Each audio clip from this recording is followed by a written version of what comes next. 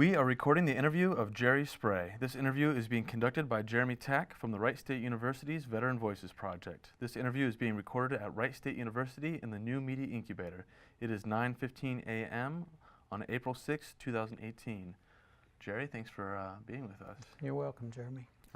Let's get started with where and when were you born?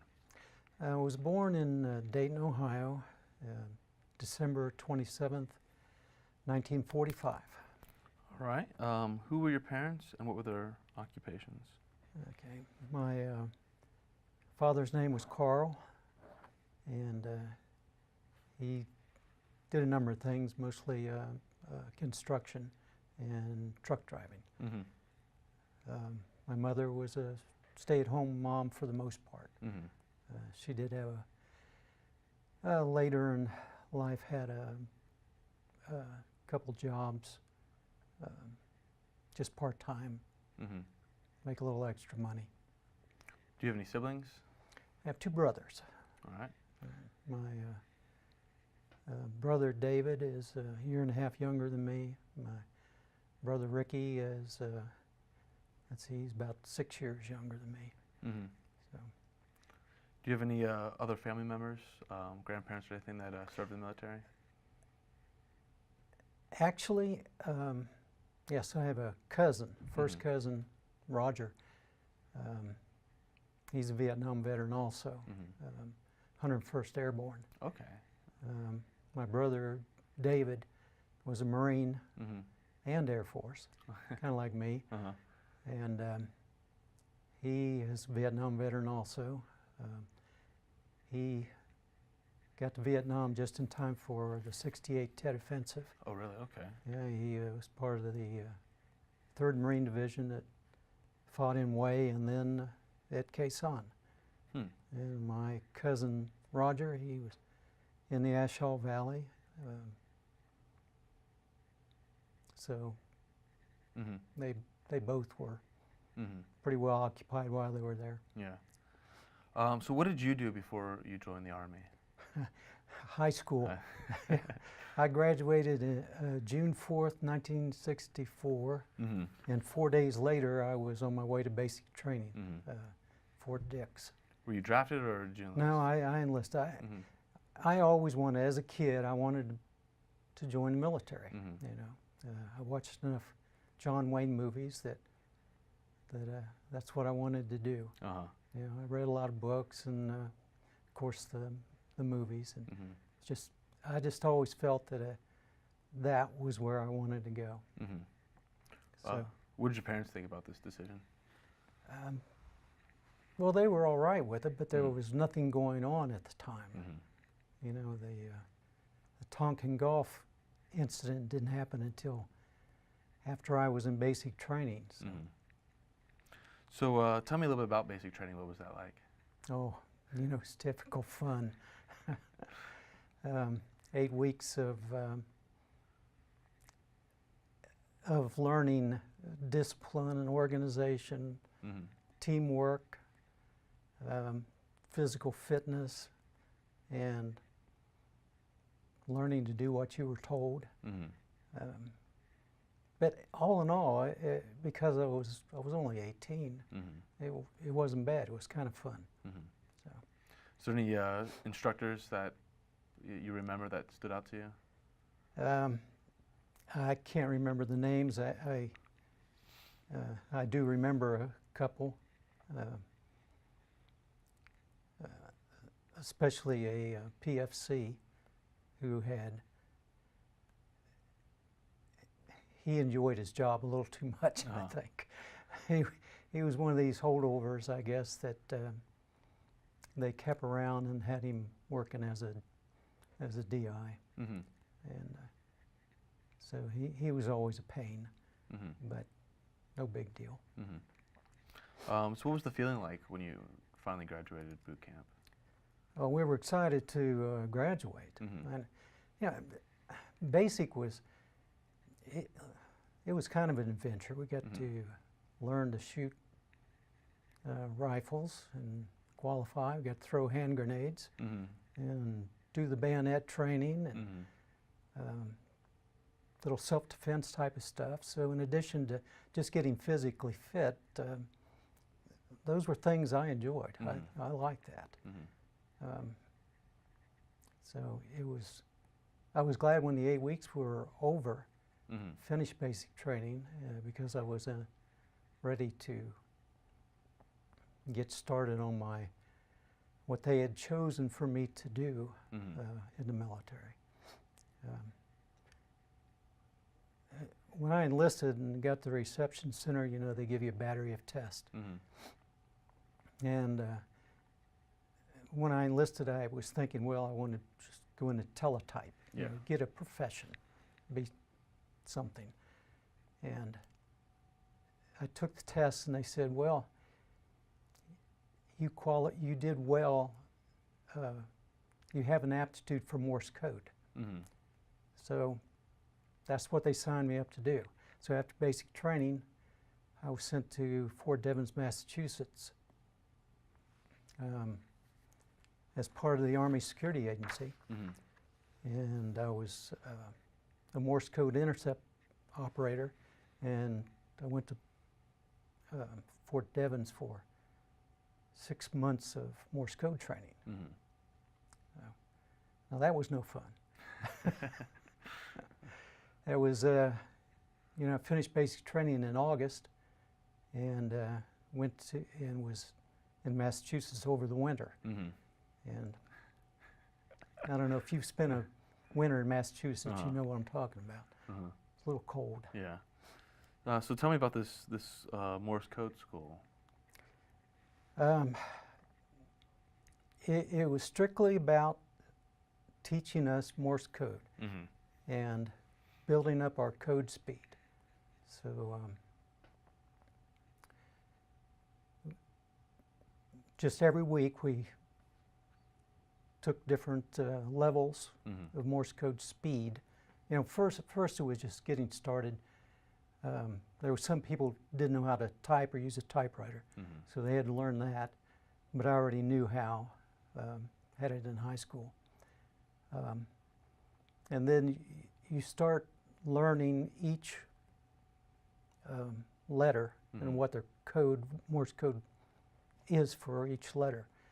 And first you get all that, and then you start practicing, like maybe taking 3 words a minute, different, which is very, very slow. But when you're brand new at it, it doesn't seem that slow. But anyway, as you keep going, you get better and better, and you keep building up speed. And it took about 6 months to build up. You couldn't graduate unless you achieved 18 words a minute, which is just medium. There were some people who couldn't do it at all, and they always threatened us, if you don't finish this school, you're going to be a cook. So that was enough incentive for most people to keep going. And after about 6 months, I didn't really have any problems with learning the code or building up speed. I think I was doing about 20 words a minute when I graduated. And then my first overseas assignment was Vietnam. That's where they sent me right out of school. And this was what year at this time? 65. 65, okay. Yeah, I went there in April of 65. And what was it like arriving in Vietnam? A complete culture shock. We flew over on commercial airline, I think it was Continental. At the time, that Continental flight went from Oakland, California to Hawaii to one of the islands, God, I can't remember, and then the Philippines, and then Saigon.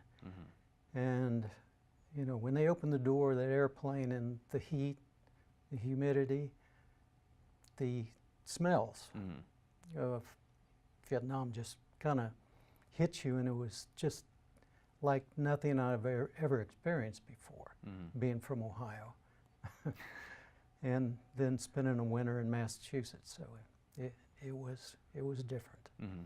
And then, of course, the sights and the sounds. It was a new experience. Mm-hmm. So what was your job starting off there?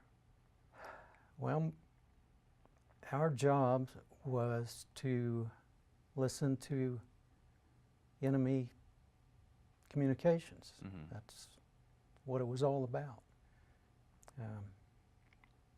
And we all had top secret security clearances. Mm-hmm. We would, each one of, my first duty station in Vietnam was Phu Bai. Mm-hmm. It's about 10 kilometers south of Hue. Okay. And we were in an isolated compound, Mm-hmm. Surrounded with concertina wire and anti-personnel minefield, machine gun bunkers, trenches, everything, and we were right in the middle. Mm-hmm. And worked every day, just listening to communications and figuring out who it was, what size unit, what units they were, what size they were, whether it was Viet Cong or North Vietnamese regulars, and doing radio direction finding to find out where they were. Mm-hmm. So it was a lot of intelligence work. Mm-hmm. Is that a little bit different than learning Morse code, or did you use that And at it was all? all the same. All the same? That's all I did was Morse code. Okay. That's what it was all about, because most of the communications at that time was in Morse code. Mm-hmm. They didn't use voice because voice wasn't secure. Mm-hmm. Morse code was a lot more secure. It was a lot easier. Mm-hmm. Like the Viet Cong could operate a hand crank generator out in the jungle and send Morse code on a 3, 4, 5 watt radio, which is very low power, but with Morse code it was more than enough. Mm-hmm. And of course it was all coded, Morse code. Mm-hmm. And it wasn't just Morse code, but it was coded. Yeah. So it was very secure for them. Mm-hmm. So was this like shift work? Did you work 7 days a week? And At most time we worked 12 hours a day, 7 days a week. I worked 30, 35 days and got a day off. Mm-hmm. And in between there was guard duty and anything else, filling sandbags, whatever they could think of. Was there any way to try to find some free time to have a little fun, or? There was no fun. There was no fun. I don't remember any fun. We did play poker occasionally, but that was about it. Writing letters, maybe listen to music, poker game occasionally. That's about it. We were worn out most of the time. Yeah. Did you? You said you wrote letters. Did you contact family and parents? Family. Yeah. And it was just writing letters. Yeah. Somebody sent me a tape recorder once, and so I did record some things and sent a few of those home, but that was about it. Did the base ever come under attack while you were there? No, they didn't, which was surprising. I think it was because we weren't overtly a threat to anybody. They didn't know what we were doing. It was very quiet. When I first got there, it was just us and the ARVNs, the South Vietnamese Army. But within, a couple months, the Marines moved in, and they had artillery. And so they pretty much took care of us then. So while they were fighting around the perimeter occasionally, You know, they went after the Marines and the ARVNs and Mm-hmm. pretty much left us alone. Mm-hmm. I guess later on in the war, that compound did get hit a few times, but Mm-hmm. not while I was there. Mm-hmm. And how long were you there? A year, Year. 12 months. Mm-hmm. Wow, that's Mm-hmm. a lot of work for a whole year. It was. Mhm. It was. I was very happy to leave. Mm-hmm. Yeah. When I left, I thought I'd never see Vietnam again. I was wrong, but Uh-huh. So what was it like coming home after that year for the first time? you know, I heard. I think because it was so early in the war, it wasn't a problem. Mm-hmm. You know, I got back to the States and just got on an airplane, flew home, Mm-hmm. and that was it. Mm-hmm. I was on a 30-day leave. Mm-hmm. Spent a month at home with family, and my next duty station was in California, Mm-hmm. Two Rock Ranch. Okay. Now, the Army Security Agency had these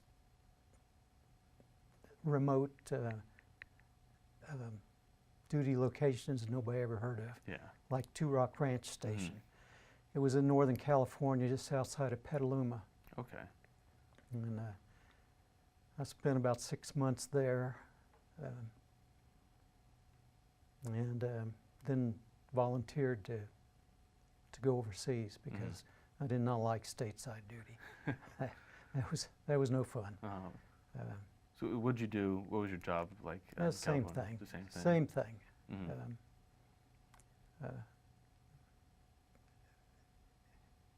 It's just being in the States. Mm-hmm.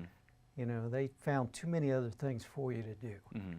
that is, you know, it just made, because the Army's the Army, you know, they can't leave you alone. So anyway, overseas duty was better. I volunteered to go back. And after 6 months, left California, went to Okinawa, Okay. Torii Station, Mm-hmm. and was there for a year and a half, Mm-hmm. and doing the same thing, Mm-hmm. no difference. At that time, Okinawa belonged to the United States, and it had a U.S. military governor of the island. It didn't belong to Japan, because, you know, we took possession of it in World War II and still had possession of it at that time. This was in 66. Mm-hmm. And I was there 66 to, God, when was it? Fall of 66 to, I think it was February of 68. Mm-hmm. And I liked Okinawa. Mm-hmm. It was good. But anyway, by that time, I'd had enough of the Army, Yeah. so I got discharged. Mm-hmm. Wanted to just go home and find a job, go to work, Mm-hmm. which I did. I had various jobs. Worked in a paint store. Then I worked as a machinist in a factory. Did turret lathe work, radial drill, welding, electric motor repair, paint shop.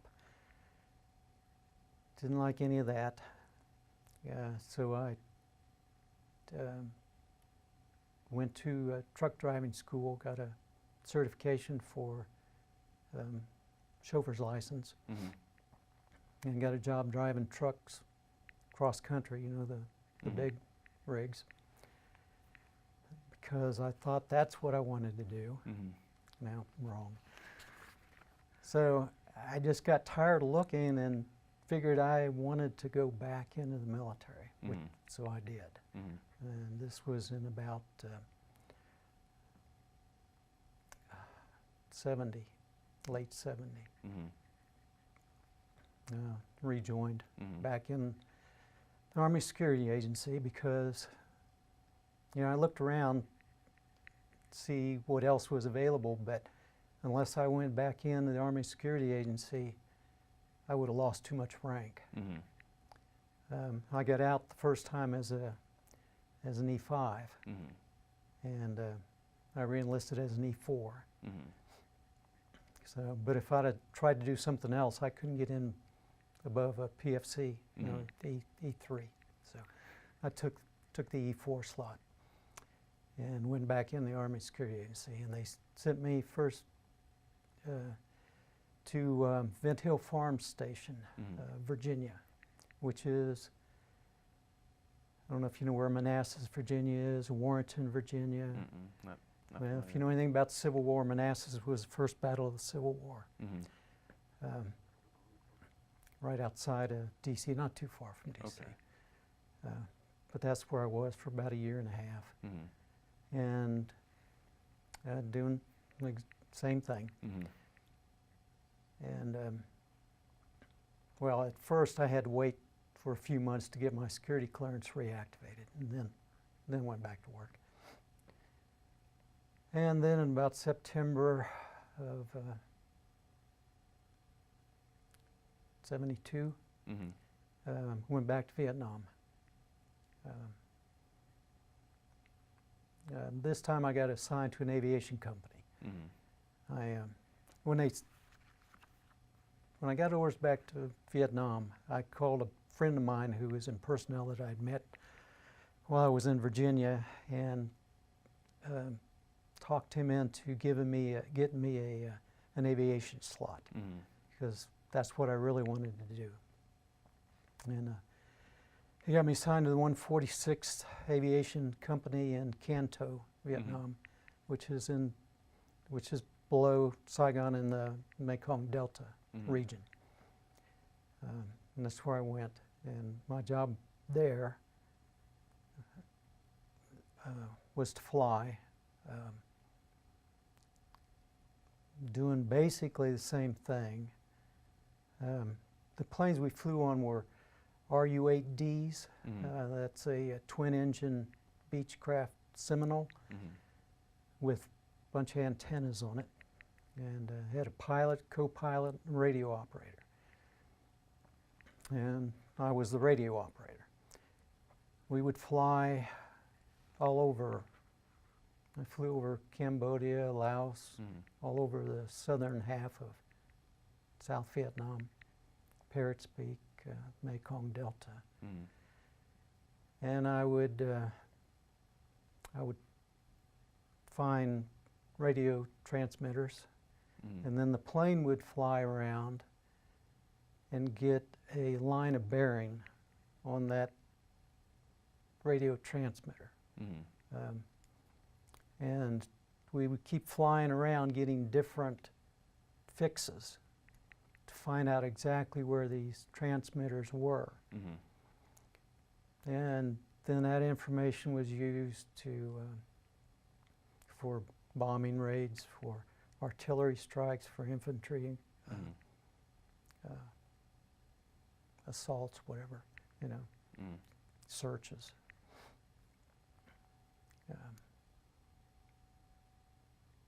And that was it. I did that until the war ended.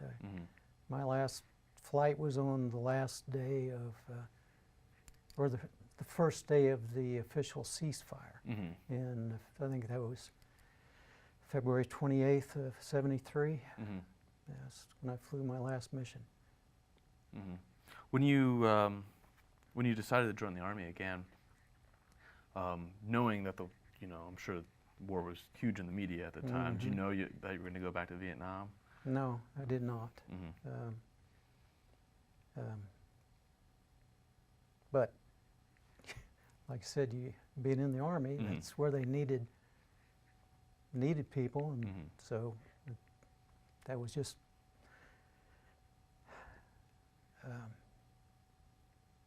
it was my turn, and went back. Yeah.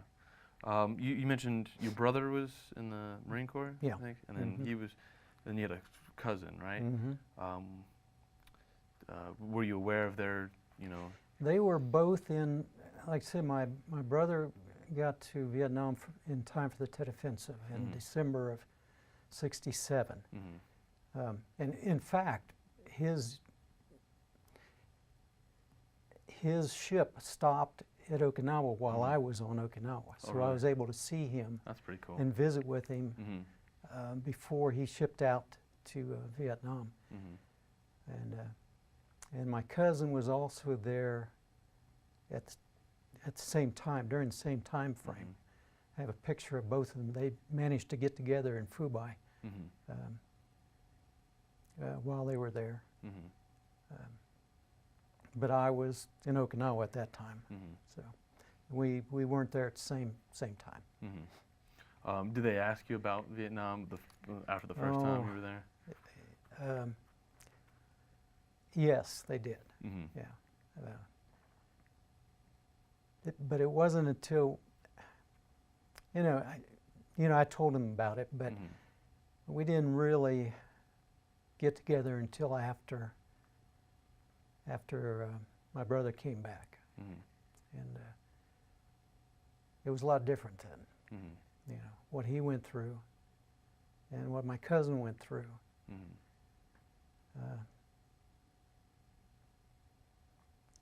So that was pretty emotional. I remember we sat down and with a full bottle of whiskey and went through the whole thing, just talking about it.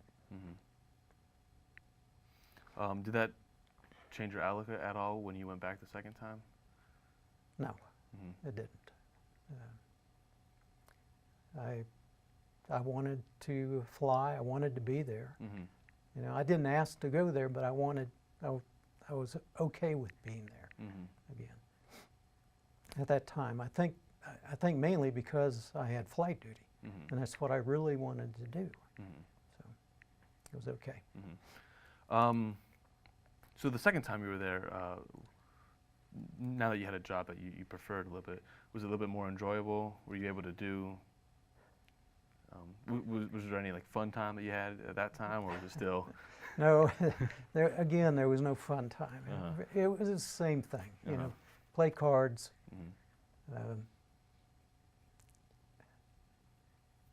There wasn't anything to do. When you were off duty. So we get together and BS and play cards. Or Did you correspond at home at all? Oh yeah. Of course, letters always. And then how long were you there the second time? Oh, geez, from like I said, it wasn't a full tour because the war ended, so it was about 8 or 9 months, I think. So when you came home the second time, was that any different than the Didn't first? come home. Oh, okay. When the war ended, they told us we could have choice of duty assignment. I wanted to keep flying and go to Fort Huachuca in Arizona. Well, that was one thing I couldn't get my preference on because they were full up. So other than that, I wanted to go to Japan. So that was no problem. They sent me to Misawa, Japan. Okay. I left Vietnam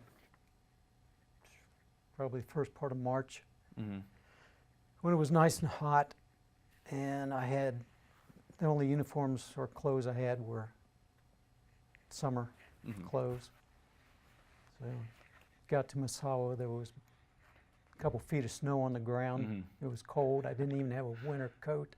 Got off the airplane, headed straight to the BX there. This was an air base, Misawa Air Base, but it had a combined security operation there. So there was all the services there.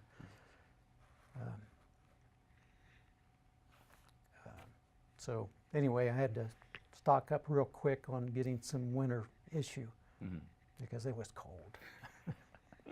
So what was your job there? Same thing. Same thing? Yep. Just different country. Yeah. And but basically, it's exactly the same thing we did. And I was there for 2.5 years. Now there was a lot to do, you know, when you weren't working. Japan was great. Loved Japan. A lot of sightseeing, activities. The Army had a football team, played on that. And naturally, we beat all the other services.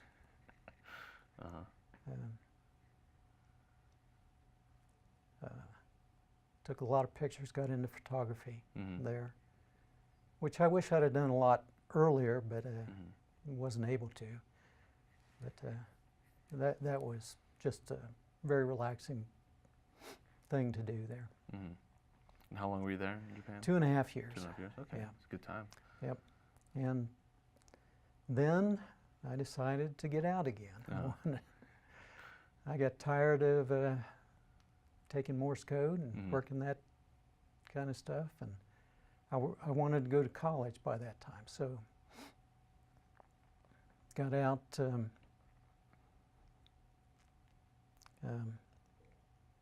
went back to the States. Well, let's see, what happened? No, I left, I'm sorry. I left Misawa, Japan, and went to, they sent me to Fort Devens, Massachusetts, back to the school, but as an instructor. I forgot about that. And, yeah, man, okay. I wasn't ready to get out yet. They sent me there as an instructor.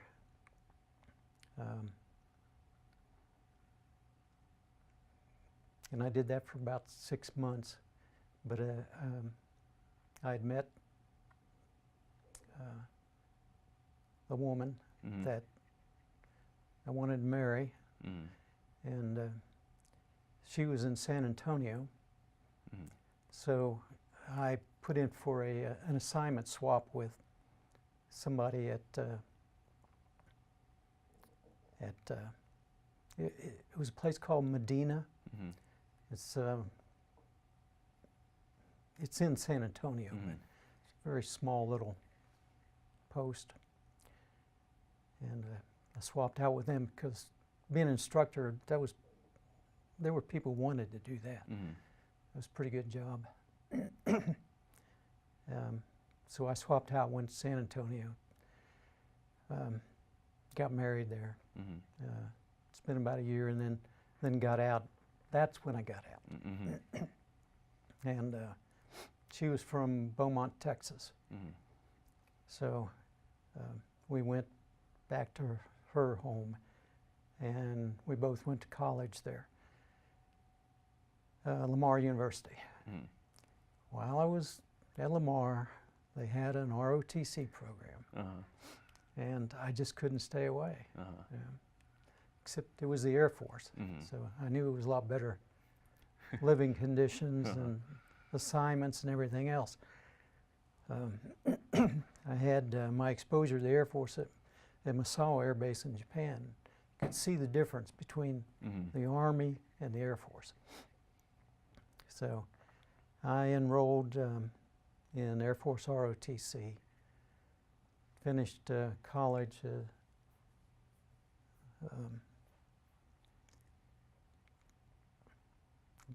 got my degree and got commissioned, and became a Air Force aircraft maintenance officer.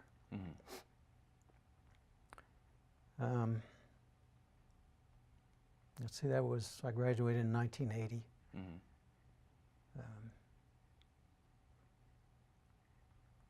First assignment out in the Air Force was school, aircraft maintenance school at Chanute Air Force Base in Illinois, and went through that.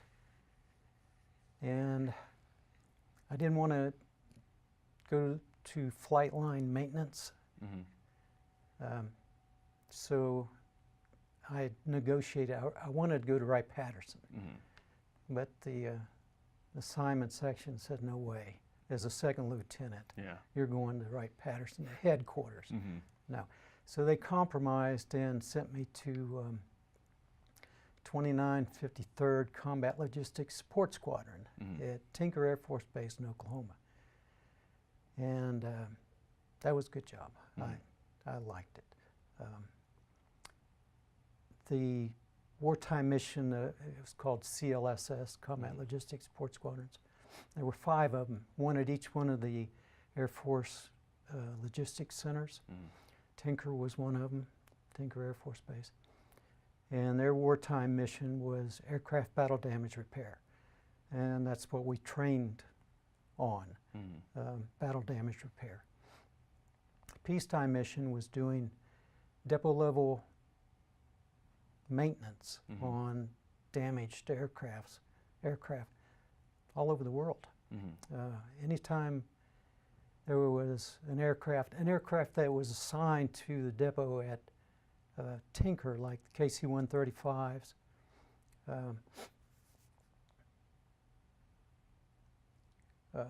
and some others, but B-52s. If they were damaged or down for a repair, they required depot level maintenance, but they could not get them back to Tinker Air Force Base, then the CLSS teams would go out and fix those airplanes in the field or wherever they were. I mean, the very first one that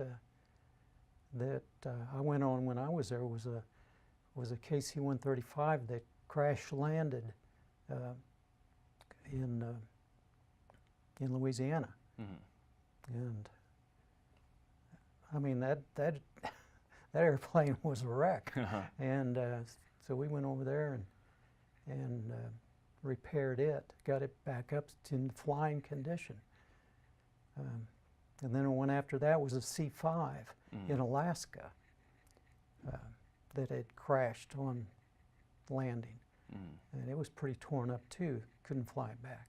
So anytime there was a condition like that, we would send teams out to do those repairs and get them so that they could fly them back to depot and go through regular maintenance.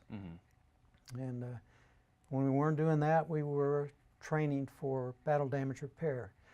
The Air Force took a lot of F-5 or F-105 fighter bombers, and decommissioned them, and we had 5 or 6 of those sitting on a pad at Tinker, where we would go out and put holes in them, bang them up, take an axe to them to simulate battle damage, and then practice repairing them.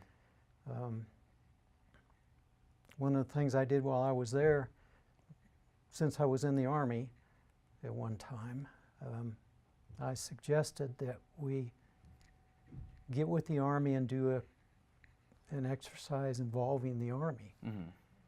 And I got it approved through all the channels in my chain of command, and went to Fort Sill, Oklahoma, and talked to the Army there and convinced them that if I could get an aircraft there, that they could use it for good use for their EOD teams, to put a little C4 on them, blow them up a little bit. So I got approval to move a T-38 out of the boneyard in Arizona.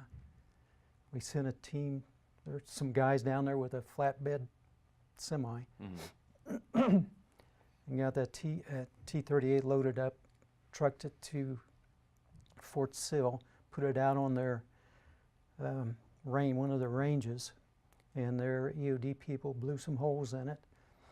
And then they sent a Chinook helicopter to Tinker for our team. We loaded up, flew down to Fort Sill like we were actually, in a battlefield conditions, and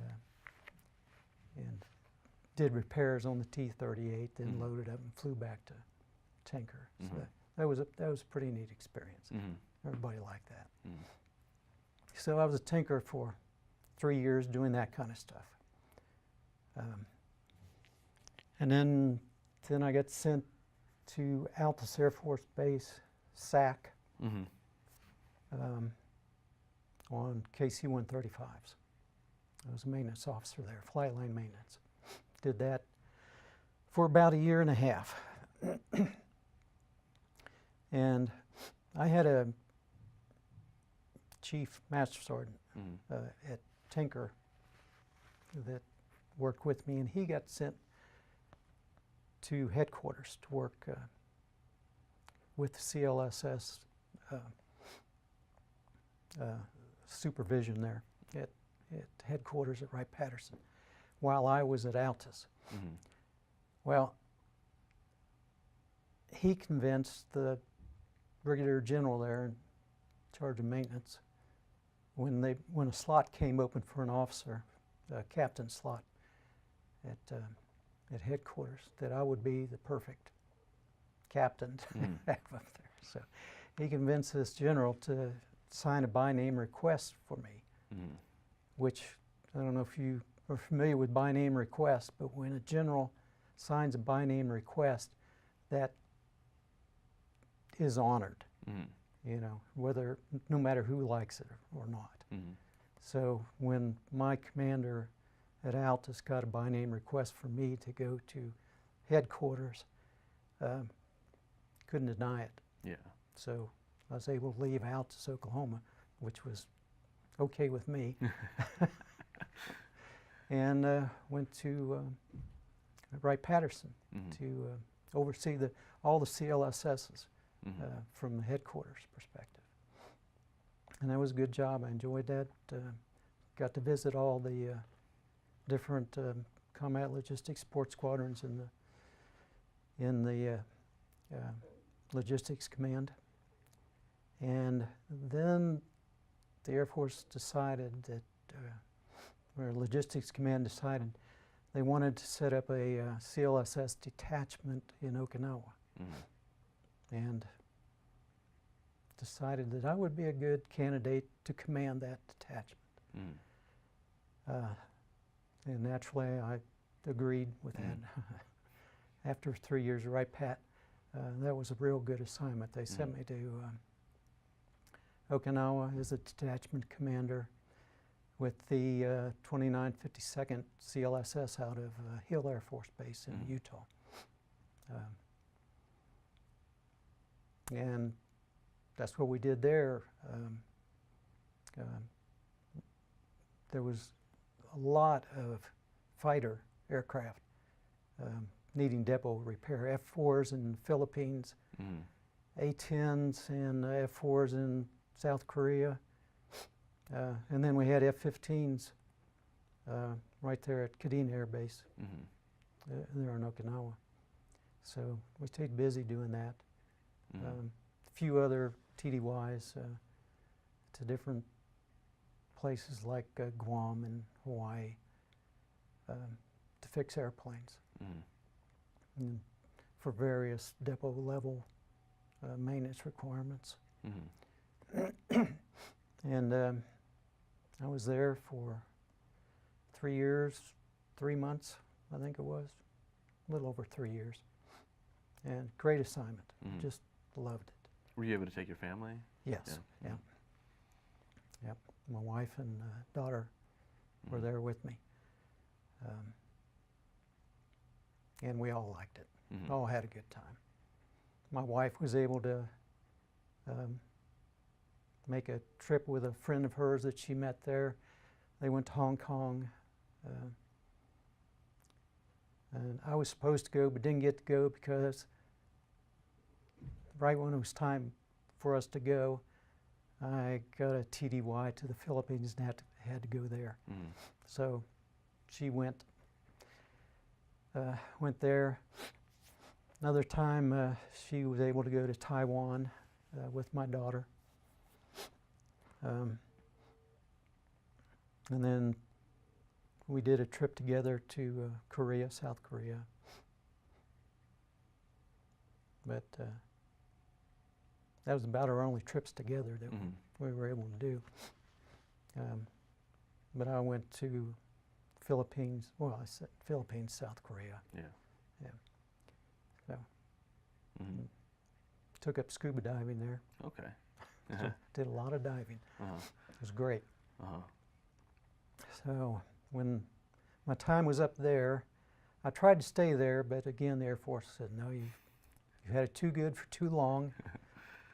We got a great assignment for you now, Grand Forks Air Force Base in North Dakota. Oh man, what a difference going from Okinawa to North Dakota in the wintertime. And I was assigned as a maintenance officer in the 905th Air Refueling Squadron, KC-135s at Grand Forks. And that was a busy time. We did a lot of TDYs all over.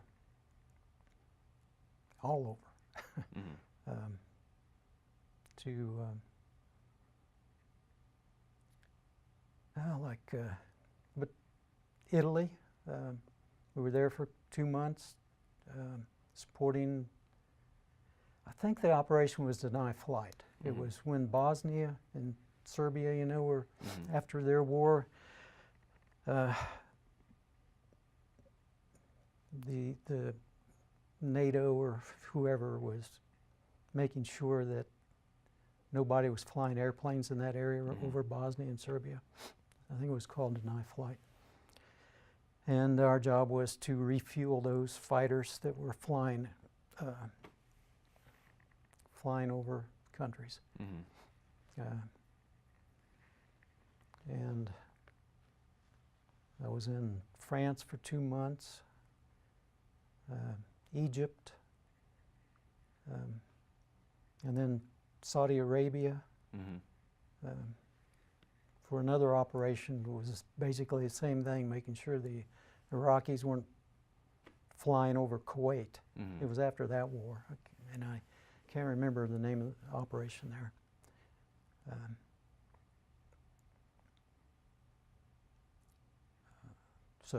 And while I was there, I got promoted to major. And 2 years after I was promoted, I decided to retire. Spent so much time away from home, going out 2 months at a time, coming back for 2 months, going out for 2 months, back and forth, back and forth. We were tired, and I had in almost 25 years service, so I decided to retire. Got out, moved back to Ohio, Fairborn at that time. Eventually got a job as a contractor, working at Wright-Patterson, and did that for a few years. Then went over to Washington to work on the BRAC Commission, and then I retired. So that was about it. What would you say is your proudest moment in the military? There was when, of course, my biggest memory is flying in Vietnam.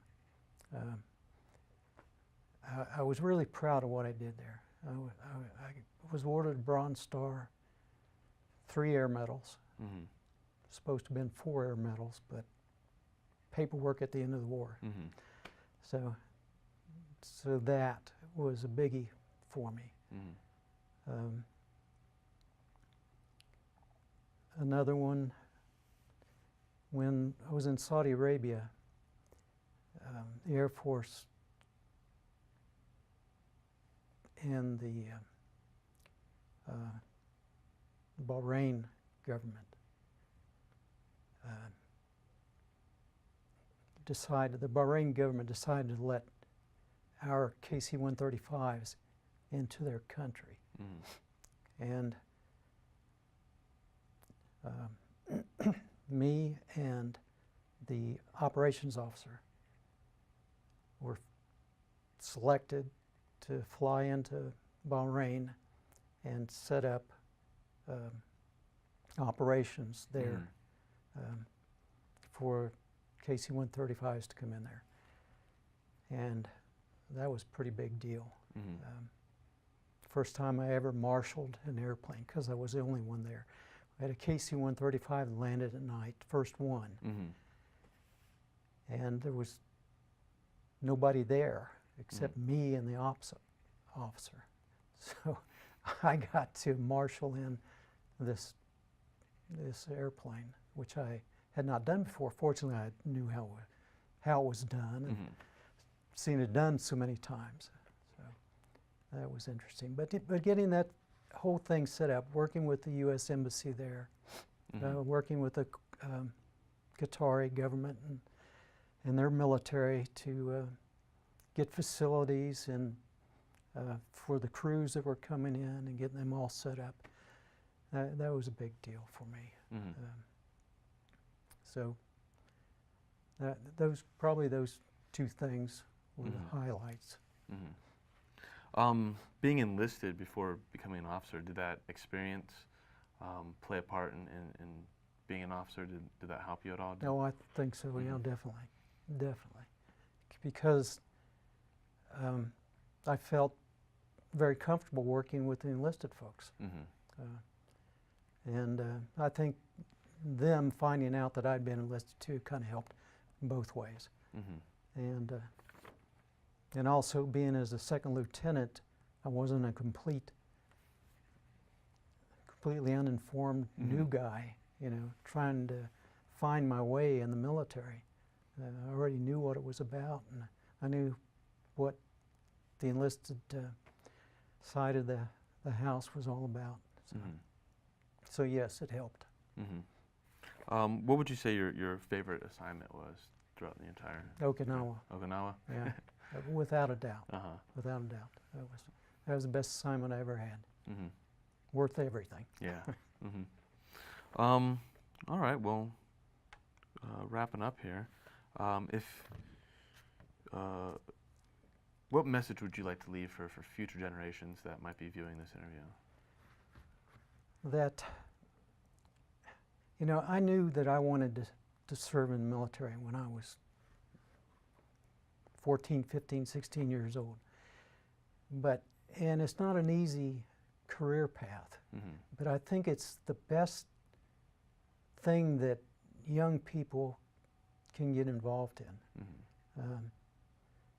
It's not only serving your country, it's a thing that it's what the military teaches you. I had no direction when I was a teenager. The military gave me a direction. They taught me things, like I was saying, like discipline, organization, timeliness. And it was all good for me. It all helped me throughout my entire life. It reinforced my work ethic. And those are all valuable things. So it's not only service to your country, which is very valuable and good thing to do, but it's also good for you personally, I think. It's a lot of, I think it's those qualities that are missing in a lot of people who never have any exposure or experience to the military. So. All right. Well, Jerry, thank you. Is there anything that you'd like to add that we haven't covered? I cannot think of anything. I've talked more than I thought I was going to. So. Well, I really appreciate you being here, and thank you for your service. Thank you. All right, that concludes the interview of Jerry Spray.